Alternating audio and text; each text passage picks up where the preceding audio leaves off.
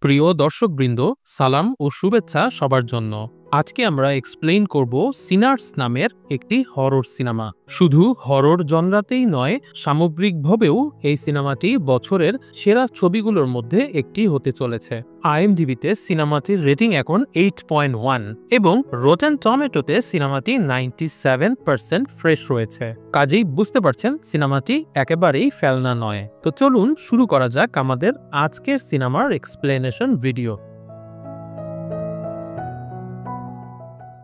এই সিনেমাতে যে গল্পটি দেখানো হয়েছে সেটা 1932 সালের দিককার একটা ঘটনা। সিনেমার কাহিনী বুঝতে হলে সেই সময়কার কালচারাল প্রেক্ষাপট সম্পর্কেও কিছুটা জ্ঞান থাকা জরুরি। আমরা সেই সময়ের কথা বলছি যখন সারা বিশ্ব জুড়ে মানুষ রেসিজমে বিশ্বাসী। সবার মধ্যে একটা হোয়াইট সুপ্রিমেসি কাজ করত, অর্থাৎ সাদারা সকল নাগরিক সুবিধা লাভ করত আর অন্যদিকে কালোদেরকে নিগ্রহের চোখে দেখা হতো। সে সময়ে দুটো ভৌতিক অস্তিত্ব সম্পর্কে মানুষ এক ধরনের মিথ তৈরি করেছিল।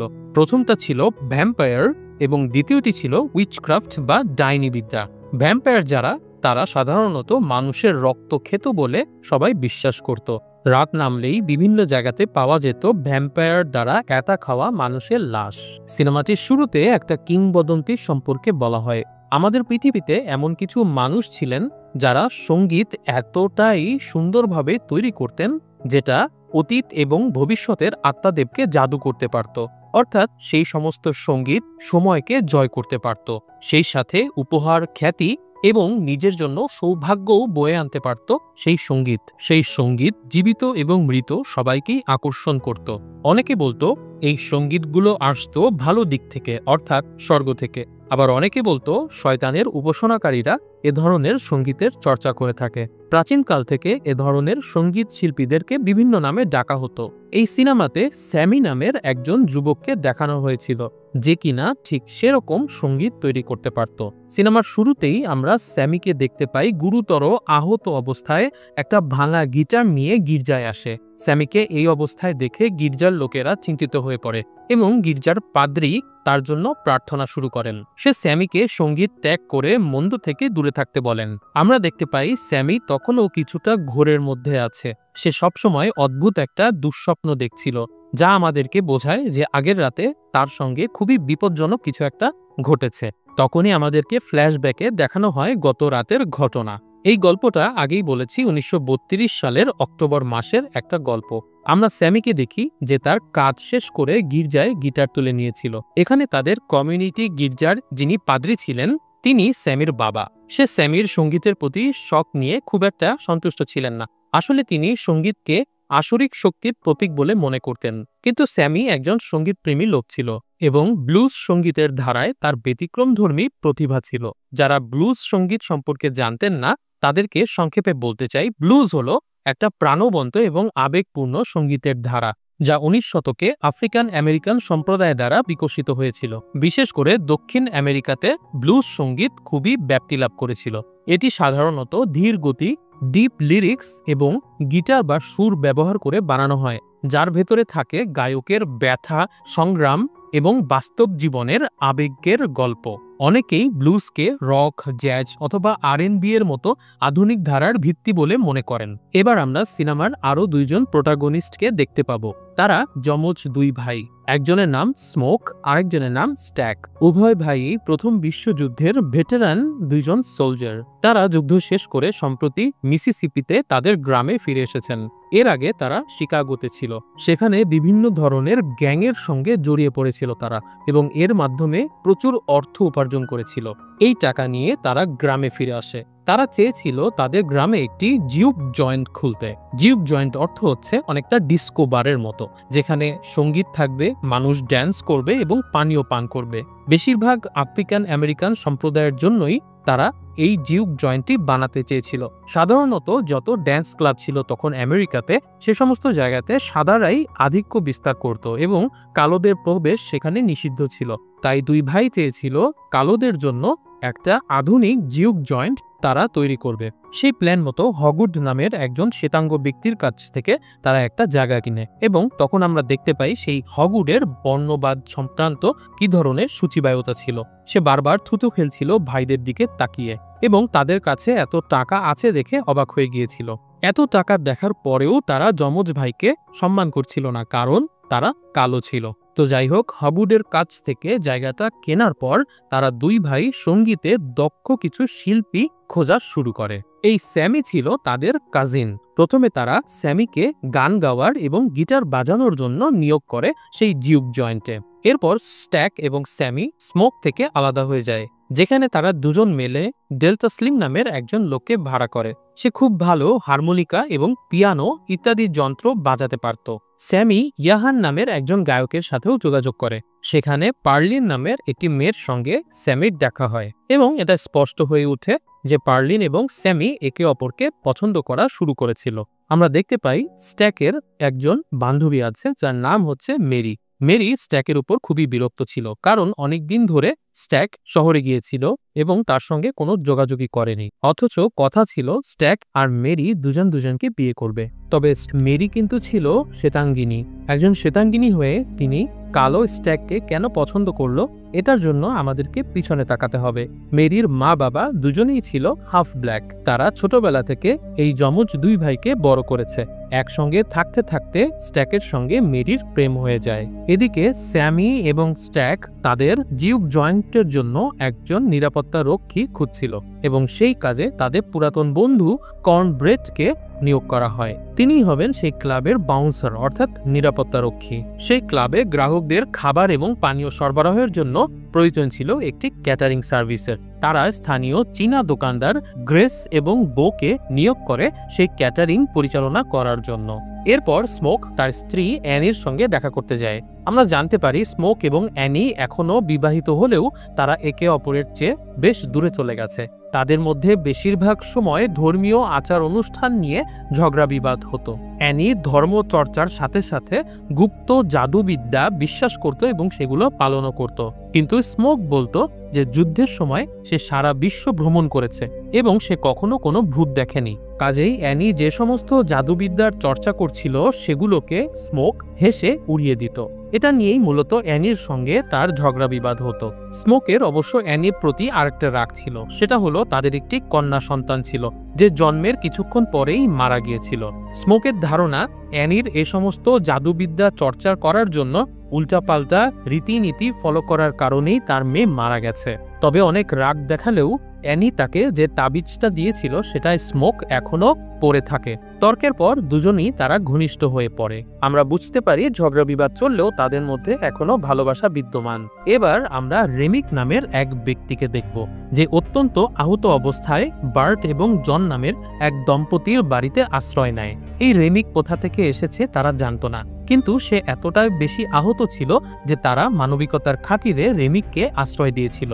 কিছুক্ষণ পরেই আমরা বুঝতে পারি রেমিক আসলে একজন ভ্যাম্পায়ার, অর্থাৎ মানুষের মাংস খেয়ে থাকে। দিনের বেলাতে সে সূর্যের আলোতে পড়ে তার গায়ে আগুন ধরে পুড়ে গিয়েছিল এবং এ কারণেই সে আহত হয়ে পড়েছিল। যখন সে বাসার ভেতরে ঢোকে তখন ভেতরে কোনো সূর্যের আলো প্রবেশ করছিল না, ফলে সে নিজের আসল চেহারায় চলে আসে এবং দম্পতিকে হত্যা করে তাদের রক্ত পান করে থাকে। এখানে আমাদের আরেকটা কিংবদন্তির সাথে পরিচয় করিয়ে দেয়া হয়, সেটা হলো যে সমস্ত লোকেরা ভ্যাম্পায়ারের আক্রমণে মৃত্যুবরণ করে তাদের আসলে মৃত্যু হয় না, বরঞ্চ তারা পরিণত হয় এক ধরনের পরজীবী ভ্যাম্পায়ারে যারা মানুষের রক্ত পান করতে থাকে। অর্থাৎ রেমিকের আক্রমণের শিকার সেই দম্পতিও পরিণত হয়ে পড়ে ভ্যাম্পায়ারে। সেদিন রাতে স্মোক এবং স্ট্যাকের জিউক জয়েন্ট অর্থাৎ নাইট ক্লাবটার উদ্বোধন হয়। আমরা দেখতে পাই স্ট্যাক এবং স্মোক টুইন হলেও তাদের ব্যক্তিত্ব সম্পূর্ণ আলাদা। স্মোকের মধ্যে খুব গাম্ভীর্য এবং ব্যবসায়িক একটা চিন্তাভাবনার রেশ ছিল, অন্যদিকে স্ট্যাক ছিল অনেকটা মজাদার লোক এবং তার হৃদয় সবসময় প্রফুল্ল থাকত। স্মোক কিন্তু শুরু থেকেই তাদের নাইট ক্লাবটাতে অনেক সিকিউরিটি বাড়িয়ে রেখেছিল এবং সে সেখানে প্রবেশ করার জন্য একটা বড় অ্যামাউন্টের মূল্য নির্ধারণ করেছিল। তবে স্ট্যাক এবং অ্যানি এটার বিরুদ্ধে ছিল। তাদের মতে তাদের সম্প্রদায়ের লোকেরা সারাদিন কাজ করে এবং অনেক পরিশ্রম করে খুব অল্পই উপার্জন করে, তাই তাদের কাছে কিছুটা টাকা কম থাকলেও তাদেরকে সেই ক্লাবে প্রবেশাধিকার দেওয়া উচিত। এভাবেই রাত হতে হতে তাদের জিউক জয়েন্টটা জমে ওঠে। স্ট্যাক এবং স্মোকের পাশাপাশি সেখানে স্যামি এবং ডেল্টা স্লিমও পারফর্ম করছিল। তারপর অ্যান, মেরি এবং পার্লিনও সেখানে আসে।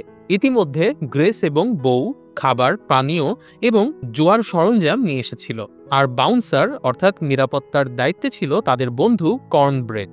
রাত বাড়তে বাড়তেই তাদের সম্প্রদায়ের লোকেরা সেই ক্লাবে এসে জমায়েত হতে থাকলো এবং তারা প্রতিটি মুহূর্ত উপভোগ করছিল। দেখেই বোঝা যাচ্ছে নাইট ক্লাবটা প্রথম দিনই প্রচণ্ড সফল হয়ে উঠেছিল। কিছুক্ষণ পর স্যামি সেখানে তার ব্লুজ গান পরিবেশন শুরু করে এবং তার গানটি এতই উপভোগ্য ছিল যে সেখানে উপস্থিত সবাই অনেক এনজয় করা শুরু করে। এই গানের সুর, লিরিক্স এবং স্যামি এর গায়কী গানটাকে এতই আকর্ষণীয় করে তুলেছিল যে সেই গান শুনে সেখানে চলে আসে রেমিক এবং তার সাথে দুজন ভ্যাম্পায়ার। অর্থাৎ শুরুতে আমরা যেরকম বলেছিলাম, এ ধরনের সত্য সঙ্গীত সব ধরনের ডার্কনেসকে আকর্ষণ করে। সেই সুর শুনতে শুনতে রেমিক একসময় স্যামি এর গানের মোহে পড়ে যায়। সে চাইছিল স্যামিকে আক্রমণ করে তাকে হত্যা করবে এবং এর মাধ্যমেই স্যামি ভ্যাম্পায়ারদের দলে অন্তর্ভুক্ত হয়ে যাবে। তখন থেকে ইচ্ছে মতো তারা স্যামি এর গান শুনতে পাবে। তবে ভ্যাম্পায়ারদের একটা অলিখিত নিয়ম ছিল, সেটা হলো তারা অনুমতি ছাড়া কোনো বাসার ভেতরে প্রবেশ করত না। রেমিক এবং তার বন্ধুরা সেই বাড়ির সামনে আসে এবং রেমিক বাউন্সারের কাছে সেই বাড়ির ভেতরে ঢোকার অনুমতি চায়। সে জানায় সে স্যামির গানের প্রতি আকৃষ্ট এবং সে চায় এখানে টাকা খরচ করতে, উপভোগ করতে এবং তার বন্ধুদের নিয়ে গান গাইতে। তবে স্মোক এবং স্ট্যাক তাকে ভেতরে ঢুকতে দিচ্ছিল না। এর একটা বড় কারণ ছিল রেমিক হলো সাদা, আর সেই সময়ে সাদা চামড়ার লোকেরা খুব সহজে কালো চামড়ার মানুষের সাথে মিশতে চাইতো না। এ কারণে রেমিকের আচরণ তাদের কাছে সন্দেহজনক মনে হচ্ছিল। ফলে স্মোক এবং স্ট্যাক তাকে সেখান থেকে চলে যেতে বলে। তবে রেমিক তখন কিছুটা পিছিয়ে যায় এবং তার সাথের বন্ধুদের সাথে গান গাওয়া শুরু করে। রেমিক চমৎকার একটা গান গায়, তবে তাতেও স্মোক এবং স্ট্যাকের মন গলাতে পারে না। তাদেরকে সেখান থেকে চলে যেতেই হয়। নাইট ক্লাবের ভেতরে পার্টি আরও জমতে থাকে। পার্লিন এবং স্যামিকে আমরা ঘনিষ্ঠ হতে দেখি, আর অন্যদিকে স্ট্যাকের সঙ্গে তার গার্লফ্রেন্ড মেরির তর্ক শুরু হয়ে যায়। তর্কের এক পর্যায়ে রাগ করে মেরি সেই নাইট ক্লাব থেকে বের হয়ে আসে। মেরি যখন একা একা হাঁটতে হাঁটতে বাইরে এসেছে, তখন সে সেখানে রেমিক এবং তার দুই ভ্যাম্পায়ার বন্ধুকে দেখতে পায়। মেরি তখনও জানত না যে রেমিক একজন ভ্যাম্পায়ার। মেরি কিছুটা কৌতূহলবশত তাদের সঙ্গে গল্প করতে চায়। রেমিক মেরিকে এক জোড়া সোনার মুদ্রা দেখায় এবং বলে তারা সেই ক্লাবে প্রবেশ করার জন্য এই মুদ্রা দুটো দিতে পারে। মেরি তখন কৌতূহলের সাথে তাদের কথাবার্তা শুনছিল, কিন্তু হঠাৎ করেই আমরা দেখতে পাই রেমিকের মুখ থেকে লালা ঝরতে শুরু করে, কারণ রেমিক একজন ভ্যাম্পায়ার এবং মেরিকে একা পেয়ে তার ভেতরে রক্ত খাবার বাসনা চলে এসেছে। মেরি সেই লালা দেখে বুঝতে পারে যে রেমিকের মধ্যে কোনো একটা সমস্যা আছে, ফলে সে সেখান থেকে পালাতে চায়।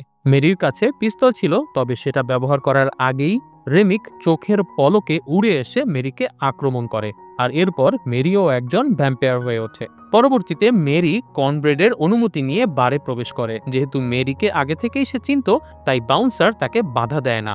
মেরি ভেতরে ঢুকেই তার বয়ফ্রেন্ড স্ট্যাককে প্রলুব্ধ করা শুরু করে। একটু আগের ঝগড়া ভুলে গিয়ে স্ট্যাক মেরির সঙ্গে একাকী সময় কাটানোর জন্য একটা রুমে চলে যায় এবং সেখানে ঘনিষ্ঠ হবার সাথে সাথেই মেরি তাকে কামড়ে ধরে। এই শব্দ শুনে স্মোক দ্রুত ভেতরে চলে আসে। সব দেখে সে বুঝতে পারে মেরির উপরে কিছু একটা ভর করেছে।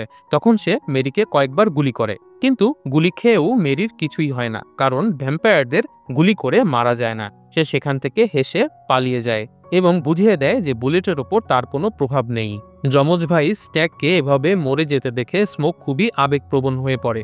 মুহূর্তেই ক্লাবের আনন্দঘন পরিবেশ রূপ নেয় বিষাদে। সবাই জিউক জয়েন্ট থেকে বের হয়ে যেতে থাকে, শুধুমাত্র তাদের কাছের লোকজন সেখানে উপস্থিত ছিল। স্মোক বুঝতে পারছিল না যে মেরির কি হয়েছে। তখন অ্যানি তাকে ব্যাখ্যা করে বলে যে আসলে মেরি ভ্যাম্পায়ার হয়ে গেছে এ কারণে বুলেটটি মেরির কোনো ক্ষতি করেনি। স্মোক যদিও এনির কথা বিশ্বাস করতে পারছিল না, কিন্তু সে নিজের চোখে যা দেখেছে সেটা তো অস্বীকার করতে পারে না। এসব কিছুর মাঝে সেই নিরাপত্তা রক্ষী কর্নব্রেড প্রস্রাব করার জন্য একটু ঝোপের ধারে যায় এবং সেখানে রেমিক তাকে আক্রমণ করে এবং তাকেও ভ্যাম্পায়ারে পরিণত করে। কিছুক্ষণ পর কর্নব্রেড জিপ জয়েন্টের বাইরে এসে ভেতরে আসার অনুমতি চায় এবং তখনই অ্যানি সন্দেহ করে বসে, কারণ কর্নব্রেড যদি মানুষ থাকতো তাহলে সে অনুমতি নিয়ে ঘরের ভেতর ঢুকতো না। আগেও বলেছি, ভ্যাম্পায়ারদের একটা অলিখিত নিয়ম আছে যে তারা অনুমতি ছাড়া ঘরে প্রবেশ করতে পারে না। যেহেতু কর্নব্রেড অনুমতি চাইছে, তার মানে সেও ভ্যাম্পায়ারে পরিণত হয়েছে। তখন তারা কর্নব্রেডকে সেখান থেকে চলে যেতে বলে। কর্নব্রেড চলে যাওয়ার আগে সেদিনের কাজের জন্য টাকা পারিশ্রমিক চায়। স্মোক যখনই তাকে টাকা দেওয়ার জন্য হাত বাড়িয়ে দেয়, কর্নব্রেড তখন তার হাত কামড়ানোর চেষ্টা করে। স্মোক অবশ্য এ ধরনের ঘটনার জন্য প্রস্তুত ছিল, তাই সে কর্নব্রেডকে গুলি করে সে যাত্রায় রক্ষা পায়। অবশ্য যেহেতু ভ্যাম্পায়ারকে গুলি করলেও কাজ হয় না, তাই গুলিবিদ্ধ অবস্থায়ও কর্নব্রেড হাসছিল। এরই মধ্যে ঘটে যায় আর একটা ঘটনা। যেহেতু ভ্যাম্পায়ার মেরি স্ট্যাককে কামড়ে হত্যা করেছিল, তাই মারা যাওয়ার কিছুক্ষণের মধ্যে স্ট্যাকও ভ্যাম্পায়ার হয়ে ফিরে আসে। স্ট্যাকের এভাবে বেঁচে ফিরে আসা অবশ্যই স্মোক বিশ্বাস করতে পারছিল না, কারণ একটু আগে সে নিজের ভাইকে মৃত অবস্থায় দেখে এসেছে। তবে স্ট্যাক কারো ক্ষতি করার আগেই অ্যানি তাকে আক্রমণ করে বসে। আসলে অ্যানি তার গায়ে রসুনের আচার ছুঁড়ে মেরেছিল। অ্যানি যে ধরনের জাদুবিদ্যার চর্চা করে, সেখান থেকে সে জানতে পেরেছে যে ভ্যাম্পায়ারের গায়ে রসুনের ভয়াবহ প্রতিক্রিয়া হয়। স্ট্যাক পালিয়ে যাবার পর অ্যানি বেঁচে থাকা বাকি সবাইকে একত্রিত করে এবং তাদেরকে বলে ভ্যাম্পায়ারদেরকে কেবলমাত্র এক বিশেষ ধরনের রূপার তৈরি কাঠের খুঁটি দিয়ে হত্যা করা যায় এবং তাদেরকে রসুন দিয়েও তাড়ানো যায়। অ্যানি সন্দেহ করছিল তাদের ভেতরে লুকানো অবস্থায় কোনো ভ্যাম্পায়ার থাকতে পারে, তাই সেখানে উপস্থিত সবাইকে সে এক কোয়া করে রসুনের আচার খেতে বলে, যাতে প্রমাণিত হয় যে ভেতরে থাকা সবাই মানুষ। এদিকে আমরা দেখতে পাই সেই জিউক জয়েন্টের ভেতরে যত মানুষ ছিল তারাই স্ট্যাক মারা যাবার পর বের হয়ে বাড়ি ফিরে যাচ্ছিল, কিন্তু সে সময় বাইরে লুকিয়ে থাকা ভ্যাম্পায়াররা একে একে তাদের উপর আক্রমণ করে, ফলে ভেতরে থাকা সবাই কম বেশি ভ্যাম্পায়ারে পরিণত হয়। তাই আমরা বুঝতে পারি এখন মাত্র কয়েকজন মানুষ অবশিষ্ট আছে। তারা হলো Smoke, Annie, Sammy, Delta Slim, Parlin এবং গ্রেস। তারা সবাই অ্যানি এর দেয়া রসুন খায় এবং প্রমাণ করে যে তারা এখনো ভ্যাম্পায়ার হয়নি। তাদের পরিকল্পনা ছিল তারা ভোর হবার আগ পর্যন্ত এই বাড়ির ভেতরে কাটিয়ে দেবে এবং তারা জানে যে সকাল হলে এ ধরনের ভ্যাম্পায়াররা চলে যেতে বাধ্য হবে, কারণ বেশিরভাগ সময় সূর্যের আলোতে তারা বাঁচতে পারে না। এসব কিছুর মধ্যে রেমিক তাদের সঙ্গে কথা বলতে আসে এবং তাদেরকে বোঝানো শুরু করে যে তাদেরও ভ্যাম্পায়ার হওয়া উচিত। রেমিক স্পষ্টভাবে বলে দেয় যে ভ্যাম্পায়ারিজম তাদের জন্য সঠিক পথ, কারণ এখানে কোনো ধরনের বৈষম্য নেই। এছাড়াও যারা ভ্যাম্পায়ার হয়ে যায় তারা অমরত্ব পায়, তারা পায় চিরস্থায়ী স্বাধীনতা এবং সেখানে কোনো ধরনের বর্ণবাদও নেই। রিমিক স্মোককে জানায় যে স্মোক ভাবছে যে সে অনেক টাকা পয়সা করে গ্রামে এসেছে এবং মানুষ তাকে সম্মান করবে, কিন্তু আসলে সে জানায় যে কেউই তাকে সম্মান করবে না, কারণ সে ছিল একজন কালো চামড়ার ব্যক্তি। রেমিক ভ্যাম্পায়ার হওয়ার কারণে কিছুটা ভবিষ্যৎবাণীও করতে পারত। সে স্মোককে জানায় যে হগউডের কাছ থেকে সে এই বাড়িটা কিনেছে, সেই হগউড আসলে পরিকল্পনা করছে আগামীকাল সকালে তার সৈন্যবাহিনী নিয়ে এসে স্মোককে হত্যা করবে। স্মোক যতই নিজের পরিশ্রমের টাকা দিয়ে এই বাড়িটা কিনে নেক না কেন, যেহেতু সে কালো চামড়ার ছিল, তাই হগউড যদি তাকে মেরে ফেলে এই বাড়িটা আবার দখল করে নেয়, সরকার কোনো কিছুই বলবে না। এখন প্রশ্ন হলো, রিমিক এই ব্যাপারটা কিভাবে জানলো? আসলে রিমিক যে দম্পতিকে অ্যাটাক করেছিল তারা ছিল হগউডের আত্মীয়। হগউডের এই পরিকল্পনাটা তারা জানতো এবং রেমিক যখন তাদেরকে ভ্যাম্পায়ারে পরিণত করে তখন তাদের ভেতরের স্মৃতি তার ভেতরে প্রবেশ করে। অর্থাৎ এখান থেকে আমরা বুঝতে পারি কোনো ভ্যাম্পায়ার যদি কোনো মানুষকে ভ্যাম্পায়ারে পরিণত করে তখন সেই মানুষের স্মৃতিতে সে প্রবেশ করতে পারে। স্মোককে বলা তার শেষ কথা হলো, এই সমাজ কখনোই তাদেরকে সম্মান করবে না, সে যত টাকা আয় করুক না কেন, এর বদলে তার ভ্যাম্পায়ার হয়ে বেঁচে থাকাটাই ভালো। এসব কিছুর মধ্যে স্মোক দেখতে পায় তার ভাই স্ট্যাক ইতিমধ্যেই একজন ভ্যাম্পায়ার হয়ে গিয়েছিল এবং সে মেরির সঙ্গে খুব খুশি এবং আনন্দের সঙ্গে সময় কাটাচ্ছিল। রেমিক যখন দেখলো তার কোনো প্রলোভনেই স্মোক রাজি হচ্ছে না, তখন সে তার শেষ প্রস্তাবটা দেয়। সেটা হলো, তারা এখানে এসেছিল শুধুমাত্র স্যামির গান শুনে, তারা কেবলমাত্র স্যামিকেই তাদের দলে নিতে চাইছিল। স্মোক যদি স্যামিকে তাদের কাছে দিয়ে দেয় তাহলে তারা স্মোকের সবাইকে ছেড়ে দেবে এবং শুধুমাত্র স্যামিকে নিয়ে এখান থেকে চলে যাবে। স্যামি বুঝতে পারছিল তার গাওয়া গানের কারণেই সবাই আজ এরকম বিপদে পড়েছে, তাই সে নিজে থেকেই রেমিকের সাথে চলে যেতে চাইছিল, তবে স্মোক তাকে বাধা দেয় এবং এখানে আমরা বুঝতে পারি তারা ডিটারমাইন্ড যে স্যামিকে ভ্যাম্পায়ারদের সাথে যেতে দেবে না। এমন সময় রেমিক নতুন একটা বুদ্ধি খাটায়। সে ক্যাটারিং এর দায়িত্বে থাকা গ্রেসকে বলে সে তার মেয়েকে বাড়িতে গিয়ে আক্রমণ করবে। গ্রেসের স্বামী বো একটু আগে ভ্যাম্পায়ারদের হাতে আক্রমণের শিকার হয়ে নিজেও ভ্যাম্পায়ারে পরিণত হয়েছে, তাই গ্রেসের পৃথিবীতে তার মেয়ে ছাড়া অন্য কেউ ছিল না। সেই মেয়েকে হত্যা করার থ্রেট যখন রেমিক দেয় তখন গ্রেস তার মেজাজ হারিয়ে ফেলে এবং ভ্যাম্পায়ারদেরকে চ্যালেঞ্জ করে এবং এই চ্যালেঞ্জ করার মাধ্যমে ভ্যাম্পায়ারদেরকে তারা এক ধরনের অলিখিত আমন্ত্রণ দিয়ে দেয় ঘরের ভেতরে আসার জন্য। অতঃপর এখান থেকে শুরু হয় পূর্ণাঙ্গ যুদ্ধ। মারামারি শুরুর আগে অ্যানি স্মোককে বলে রেখেছিল যে সে যদি ভ্যাম্পায়ারের আক্রমণের শিকার হয় তাহলে মারা যাবার আগেই যেন সেই রূপার তৈরি ছুরি দিয়ে তাকে স্মোক হত্যা করে ফেলে, কারণ সে ভ্যাম্পায়ার হয়ে বাকি জীবন বেঁচে থাকতে চায় না। মারামারি শুরু হবার পর সবাই যার পর নাই চেষ্টা করে ভ্যাম্পায়ারদের রুখে দেওয়ার জন্য, কিন্তু ভ্যাম্পায়ারদের শক্তির কাছে অ্যানি, গ্রেস, ডেল্টা স্লিম সকলেই নিহত হয়। আগের কথা মতো অ্যানি ভ্যাম্পায়ারের দ্বারা আক্রমণের শিকার হবার পর স্মোক তার বুকে ছুরি বিধিয়ে দেয় এবং অ্যানির আত্মাকে চিরদিনের জন্য মুক্তি দিয়ে দেয়। এরপর ডেল্টা স্লিম স্যামি, স্মোক এবং পার্লিনকে বাঁচানোর জন্য আত্মত্যাগ করে। সে ভ্যাম্পায়ারদের সামনে নিজের হাত কেটে রক্ত বের করে ফেলে, ফলে সব ভ্যাম্পায়ার তার দিকে ডিস্ট্রাক্টেড হয়ে যায় আর এই সুযোগে তারা পালানোর চেষ্টা করে। কিন্তু পালানোর আগেই রেমিক তাদের পথ আগলে দাঁড়ায় এবং সেখানে তাদের মধ্যে ভয়াবহ লড়াই শুরু হয়। এই লড়াইয়ে পার্লিন ভ্যাম্পায়ারের কামড় খেয়ে নিহত হয়। মৃত্যুর আগে পার্লিন স্যামিকে পালিয়ে যাওয়ার অনুরোধ করে। স্যামিও বাড়ি থেকে লাফ দিয়ে পালানোর চেষ্টা করে, কিন্তু রেমিক তার পথ আগলে দাঁড়ায়। এখানে সব ভ্যাম্পায়াররা রেমিকের সাথে দাঁড়িয়েছিল, তবে স্যামি শেষ মুহূর্তে তার হাতের গিটারটা রেমিকের মাথায় ভেঙে দেয় আর সে সময় স্যামির গিটারে একটা রূপার প্লেট ছিল যেটা রেমিকের মাথার ভেতরে ঢুকে যায়। আগেই বলেছি ভ্যাম্পায়ারদের মারার জন্য প্রয়োজন হয় রূপার তৈরি অস্ত্রের। গিটারের রূপার প্লেট যখন রেমিকের মাথার ভেতরে ঢুকে যায় তখন তার ভেতরে মৃত্যু যন্ত্রণা শুরু হয় আর এর শেষ করে স্মোক। সেই রূপার ছুরিটা পেছন থেকে রেমিকের বুকে ঢুকিয়ে দেয় সে এবং এর মাধ্যমেই ভ্যাম্পায়ার হিসাবে রেমিকের ভবলীলার সাঙ্গ হয় এবং তার আত্মা মুক্তি পেয়ে শরীর থেকে বের হয়ে যায়। কিছুক্ষণের মধ্যেই সূর্য উঠতে শুরু করে আর আমরা আগেই দেখেছি সূর্যের আলোতে ভ্যাম্পায়ারদের শরীরের চামড়া কিভাবে পুড়ে যাওয়া শুরু করে। সূর্যের আলোতে সেখানে থাকা সব ভ্যাম্পায়ারের গায়ে আগুন ধরে যেতে থাকলে তারা সেখান থেকে পালিয়ে যায়। ভ্যাম্পায়াররা চলে যাবার পর স্মোক স্যামিকে দ্রুত সেখান থেকে পালিয়ে যেতে বলে, কারণ রেমিক বলেছিল কিছুক্ষণের মধ্যেই হগুট তার পরিবারকে নিয়ে এখানে আসবে তাকে মারতে। স্যামি সেখান থেকে পালিয়ে যায় এবং হগুট তার ক্ল্যানের মেম্বারদেরকে নিয়ে সেখানে কিছুক্ষণ পরেই চলে আসে। তবে আগে থেকে স্মোক বন্দুক নিয়ে রেডি ছিল, ফলে সে একাই তাদের মুখোমুখি হয় এবং সেখানে আসলে সে সবাইকে হত্যা করে। যুদ্ধে স্মোক নিজেও গুরুতর আহত হয় এবং তার শেষ নিঃশ্বাসে সে অ্যানি এবং তার মেয়ের একটা সুন্দর দৃশ্য দেখতে পায়, যে মেয়েটি জন্মের কিছুদিনের মধ্যেই মারা গিয়েছিল। শেষ পর্যন্ত সেই গুলির আঘাতে সে মারা যায়। ইতিমধ্যে স্যামি ক্লান্ত এবং আঘাতপ্রাপ্ত হয়ে তার পিতার গির্জায় ফিরে আসে। এটা ছিল মূলত সিনেমার সেই প্রথম দৃশ্য যেটা আমরা দেখেছিলাম। স্যামিকে এই অবস্থায় দেখে তার বাবা, যিনি ছিলেন একজন যাজক, তাকে সঙ্গীত ছেড়ে মুক্তি বেছে নিতে বলেন, কিন্তু স্যামি সেই ফাদারের কথা প্রত্যাখ্যান করে এবং তার গিটার হাতে তুলে গির্জা থেকে বেরিয়ে যায়। তবে তার গিটারের শুধুমাত্র হাতলটাই অবশিষ্ট ছিল এবং এখানেই সিনেমাটা শেষ হয়। তবে সিনেমার একটা মিড ক্রেডিট দৃশ্য এবং একটা পোস্ট ক্রেডিট দৃশ্য আছে।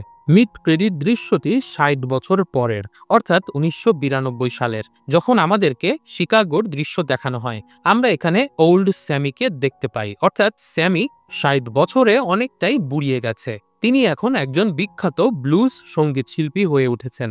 একটা বারে সঙ্গীত পরিবেশনের পর যখন তিনি কিছুটা ক্লান্ত সময় কাটাচ্ছিলেন তখনই স্ট্যাক এবং মেরির সঙ্গে তার দেখা হয়। হ্যাঁ, ঠিক ধরেছেন, সেই স্ট্যাক এবং মেরি যারা ৬০ বছর আগে ভ্যাম্পায়ার হয়ে গিয়েছিল।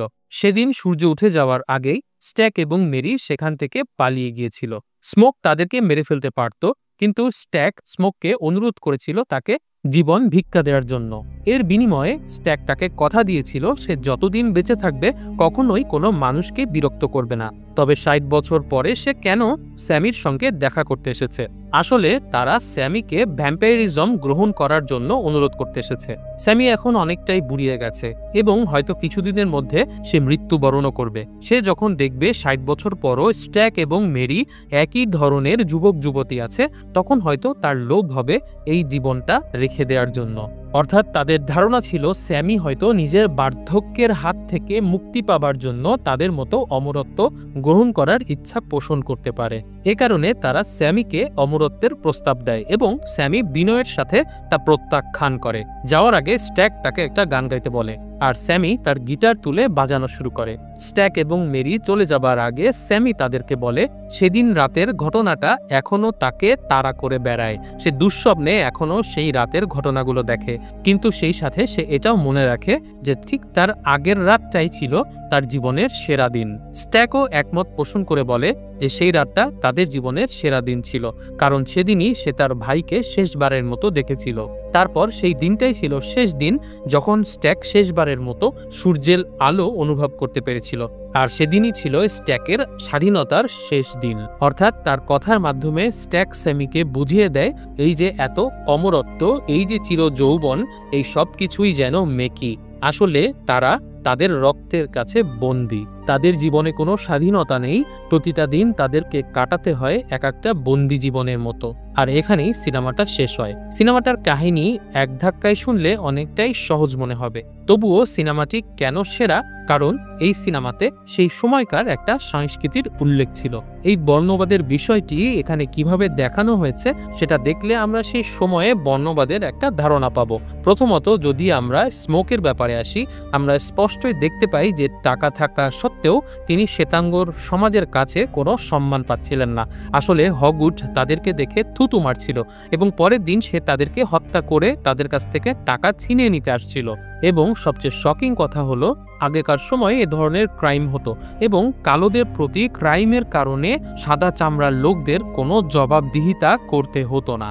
দ্য সিনার কেবলমাত্র একটা হরর সিনেমাই নয়, এটি 1930-এর দশকের আমেরিকার গভীরে প্রথিত বর্ণবাদ এবং সাংস্কৃতিক সংগ্রামকেও অন্বেষণ করেছে। ছবিটির পটভূমি মিসিসিপি ডেল্টা। একদিকে আফ্রিকান আমেরিকানরা তাদের সঙ্গীত এবং সংস্কৃতির মাধ্যমে নিজেদের পরিচয়কে বাঁচিয়ে রাখার চেষ্টা করছে, আর অন্যদিকে শ্বেতাঙ্গরা নিজেদেরকে শ্রেষ্ঠত্ববাদী বলে ঘোষণা করছে। ব্লুজ সঙ্গীতের জনরা যেখানে আফ্রিকানদের কাছ থেকেই এসেছে, অথচ বিভিন্ন নাইট ক্লাবে বা ডিস্কোতে তাদের প্রবেশাধিকার ছিল না। এই সিনেমাতে খলনায়ক হিসেবে থাকা ভ্যাম্পায়ারদেরকে কেবল রক্তচোষা দানব হিসেবেই চিত্রিত করা হয়নি, বরং পদ্ধতিগত কার্যক্রম, বর্ণবাদ এবং শোষণের রূপক হিসেবেও চিত্রিত করা হয়েছে। ভ্যাম্পায়ারের ভাইরাস যেমন এক শরীর থেকে অন্য শরীরে কামড়ের মাধ্যমে সঞ্চারিত হয়, ঠিক তেমনি বর্ণবাদের ভাইরাস সংক্রমিত হচ্ছে প্রজন্ম থেকে প্রজন্মে। এক্সপ্লেনেশন ভিডিওর শেষে সিনেমা সম্পর্কে কিছু মজার ট্রিভিয়া দিয়ে দেয়া যাক। পরিচালক এই সিনেমাতে ব্লুজ সঙ্গীতগুলো শোনানোর জন্য 1930-এর দশকের অরিজিনাল ব্লুজ সঙ্গীত শিল্পীদের কিছু দুর্লভ রেকর্ডিং ব্যবহার করেছিলেন এই নতুন সঙ্গীত বানানোর জন্য। এই সিনেমাটির শুটিং করা হয়েছে মিসিসিপির পরিত্যক্ত একটি নাইট ক্লাবে, যেটিতে আসলেও কালো সম্প্রদায়ের মানুষেরা আনন্দ উল্লাস করত। প্রোডাকশন টিম একটা সত্যিকারের সেই সময়ের নাইট ক্লাবকে রেনোভেশন করে পুরনো দিনের একটা আবহ তৈরি করেছিল। আর একটা ইন্টারেস্টিং ব্যাপার হলো, সেই যমজ দুই ভাই স্ট্যাক এবং স্মোক দুইজনের চরিত্রে অভিনয় করেছে মাইকেল বি জর্দান, অর্থাৎ একই লোক দুই ভাইয়ের চরিত্রে অভিনয় করেছে। পুরো সিনেমাতে কিন্তু স্ট্যাক এবং স্মোক তাদের বডি ল্যাঙ্গুয়েজ এবং উচ্চারণ সম্পূর্ণই আলাদা ছিল, কিন্তু পুরো সিনেমাতে আপনার কখনোই মনে হবে না যে একই অভিনেতা দুটি আলাদা চরিত্রে অভিনয় করেছে। এই সিনেমাতে স্যামির ব্যবহার করা গিটার কেসে একটা ছোট্ট স্টিকার লাগানো ছিল, যেখানে লেখা ছিল ফ্রি বাট নট ফ্রি, যা দাস প্রথার অবসান সত্ত্বেও কৃষ্ণাঙ্গ সম্প্রদায়ের বাস্তব জীবন সংগ্রামকে প্রতীকীভাবে প্রতিফলিত করে। দ্য সিনার্স সিনেমার এক্সপ্লেনেশন ভিডিওটি এখানেই শেষ করছি। কিছুটা ব্যতিক্রমধর্মী হওয়ায় টিপিক্যাল হরর সিনেমার মতো না হলেও এই সিনেমাটি দেখতে খারাপ লাগার কথা না। বিশেষ করে যারা ভিনটেজ টাইপের সিনেমা পছন্দ করেন, তারা আশা করি দ্য সিনার্স সিনেমাটি মিস করবেন না। আমাদের আজকের এক্সপ্লেনেশন ভিডিওটি ভালো লাগলে লাইক করুন, কমেন্ট করে উৎসাহিত করুন এবং এরকম আরও ভিডিও দেখতে চাইলে আমাদের চ্যানেলটি সাবস্ক্রাইব করে দিন। সবাই অনেক ভালো থাকবেন, সুস্থ থাকবেন এই কামনায় বিদায়।